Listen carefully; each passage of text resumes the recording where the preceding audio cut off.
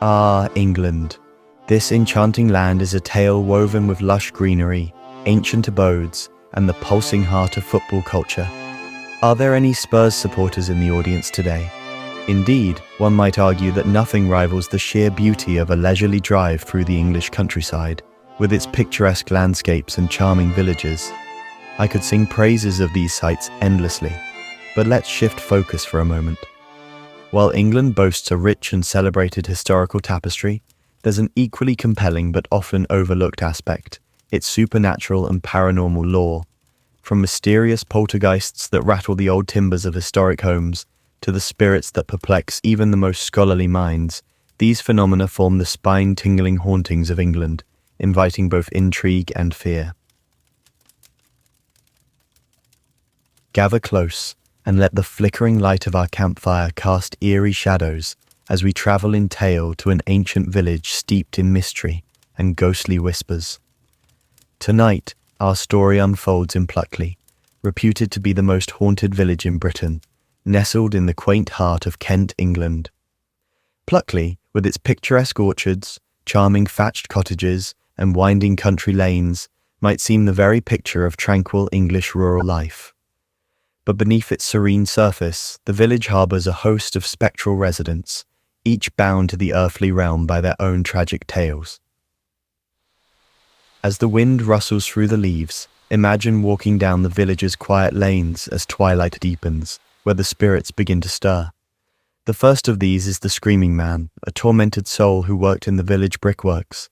His ghostly wails are said to echo on stormy nights, a chilling reminder of his dreadful fate, consumed by clay in a horrific industrial accident. Not far from these haunted lanes lies the spectral stretch known as Fright Corner. Here, the ghost of a highwayman meets his grisly end over and over. Legend says he was ambushed by villagers and pinned to a tree with a sword. On moonless nights, his shadowy figure is said to reenact his final, desperate moments, caught in a never-ending loop of betrayal and death. Then, venture if you dare to the haunted Daring Woods, locally known as the Screaming Woods. As the name suggests, these woods are often filled with terrifying screams in the dead of night, believed to be the lost souls who wandered into the woods and never returned. The air is thick with the heavy silence that follows their cries, a silence that weighs on the very soul. Walk with me further into the heart of the village, to the old church where the Lady of Rose Court, a forlorn spirit, wanders the churchyard. Her story is one of heartache and despair, driven to consume poisonous berries after a tangled affair of the heart. Her ghost is often seen, a sorrowful figure consumed by remorse, fading into the mist as dawn breaks. Not all spirits here are so melancholy. In the village pub, the ghost of the Red Lady is said to wander restlessly. Cloaked in red, she searches for her stillborn child, buried in an unmarked grave somewhere within the parish grounds. Her presence is accompanied by a sudden drop in temperature and the faint scent of roses. And let's not forget the ghost of the miller. The old windmill, a ruin now, was once his pride and joy. He is often seen pacing the remains of his beloved mill, appearing just as the sun sets, his outline almost blending into the creeping mists that rise from the fields. In Pluckley, the veil between the living and the dead seems thin indeed. Visitors often report strange occurrences. Phantom footsteps follow them. Whispers fill the air in the dead of night, as if the past refuses to be forgotten.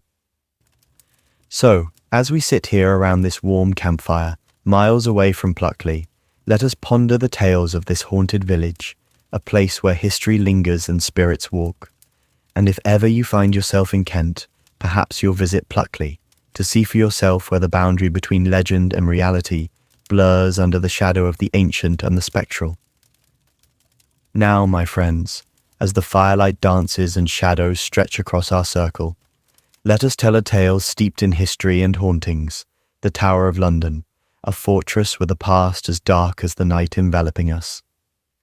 Nestled on the north bank of the River Thames, this historic castle has stood as a sentinel over London since the early 1080s, built by William the Conqueror to assert Norman power.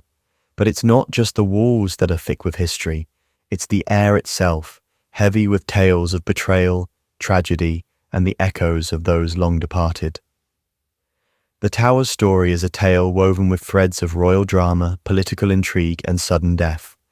It served not only as a royal residence, but also as a prison and execution ground for some of England's most notable figures, queens, traitors, and saints. As the night deepens, imagine the chill of the damp stones and the eerie silence that fills the twisting passageways and massive chambers. It is said that the spirits of the past are not at rest here. The most famous of these restless souls is Anne Boleyn, the ill-fated queen of Henry VIII. Beheaded on Tower Green in 1536, her spirit, head tucked under her arm, is often seen wandering near the site of her execution, still clad in the garments of her final day. Not far from where Anne met her tragic end, the two young princes, Edward V and his brother Richard, were said to have been smothered to death under orders from their uncle, who would ascend the throne as Richard III. Late at night, their ghostly figures are sometimes seen clutching each other in fear in the White Tower, innocent and forever young, their murders marking one of the darkest tales in the tower's history. Then there is the White Lady of the Tower, seen waving from a window in the White Tower, her perfume of violets lingering long after she vanishes. She's said to haunt the rooms where she once lived, and her presence is a cold whisper of the past that brushes against the skin of those who feel her eerie gaze. And do not forget the tragic Lady Jane Grey, the 9 Days Queen, who appears on the anniversary of her execution, her ghostly figure seen peering from the tower windows, her young face etched with the sorrow of her fate. But the tower's hauntings are not limited to the royal and the noble. The common prisoners too linger in this place of despair. The tortured souls of traitors, held and executed within these walls, roam the dank dungeons and the narrow ridges, their moans a chilling reminder of the tower's gruesome past as a place of torment and death. So, as you stay safe in the circle of light, remember the Tower of London, shrouded not just in the mist of the Thames, but in the whispers of those who left their mark on its history, in blood and in spirit. For those who visit, walking the grounds by day, there is often an unshakable feeling of being watched by eyes unseen, of hearing whispers in the wind, whispers of the past, both glorious and grim. Thus, the Tower of London stands not just as a monument of stone and iron, but as a portal to the past, where history lives and breathes, and the echoes of centuries are heard in the footsteps that tread its mighty halls. Now, as we conclude, let me transport you to a place steeped in shadows and whispers, a small village in Gloucestershire, England, where the ancient Ram Inn stands as a time-worn sentinel of the supernatural. This inn, dating back to 1145, is not just old, it's a relic of centuries, built on the grounds that have seen more history and mystery than most places on earth. It's said to have been constructed on an ancient pagan burial ground, used for child sacrifice, which some believe has fueled the intense paranormal activity within its walls. As the night deepens and the wind howls outside our circle, imagine the inn's weathered stone and timber facade, with windows like dark, watchful eyes. The inn's history is a tapestry woven with threads of dark tales, each more unnerving than the last. It was first established as a keeping house for masons and slaves, later becoming a public house. Its long history is punctuated by tales of death, betrayal, and the echoes of the past that refuse to fade. Let's step inside its low-ceilinged rooms, where the air feels suddenly colder, and the weight of centuries presses close. The ancient Ram Inn is reputed to host numerous spirits, over 20 as some claim, each with their own sorrowful or sinister story. The most notorious spirit is that of a witch burned at the stake in the 1500s. Her ghost is said to haunt the room where she was taken on her final night, her presence marked by a chilling drop in temperature and the faint scent of burning wood.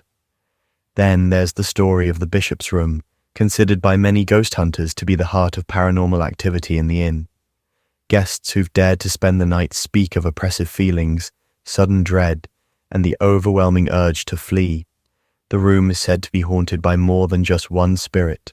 Visitors report seeing apparitions dressed in full clerical garb, feeling unseen hands pushing them, and hearing anguished screams that pierce the stillness of the night. Not far from this room, there is the haunting of the innkeeper's daughter.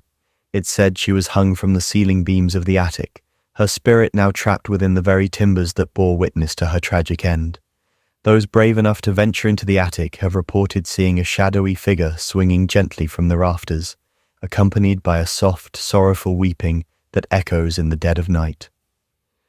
Beneath the inn, the ancient cellar, with its earth floor and stone walls, holds remnants of its past as a pagan burial site. Visitors here speak of feeling hands tugging at their clothes, a sense of being watched by unseen eyes, and the sudden appearance of a spectral figure cloaked in mist, believed to be the guardian of the ancient burial ground. And let us not forget the countless other stories, sounds of children's footsteps running unseen across the floor, the ghost of a murdered highwayman who frequents the staircase, and spectral figures appearing in photographs that were unseen by the naked eye. Sitting here by our campfire, the tale of the ancient Ram Inn unfolds like a ghostly manuscript of the past, each page a testament to the lives once lived and lost within its walls. For those who visit, the inn offers more than just a night's stay. It offers a night with history, with the ghosts of ages past, where every shadow and whisper reveals the depth of its haunted legacy. So, if ever you find yourself in Gloucestershire, perhaps you too might pay a visit to the ancient Ram Inn, to see and feel its stories for yourself, if you dare. What an enthralling journey we've taken through the ghostly corners of England.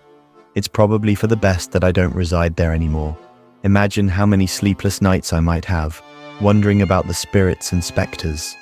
Yet, I must admit, there's a peculiar allure to these haunted locales that tempts me to explore them firsthand. Perhaps that adventure awaits on another day. For now, this is Mason from Char TV, signing off. If you've enjoyed this eerie exploration, don't forget to hit the subscribe button. Until we meet again, I wish you a peaceful and unhaunted night. Goodbye for now.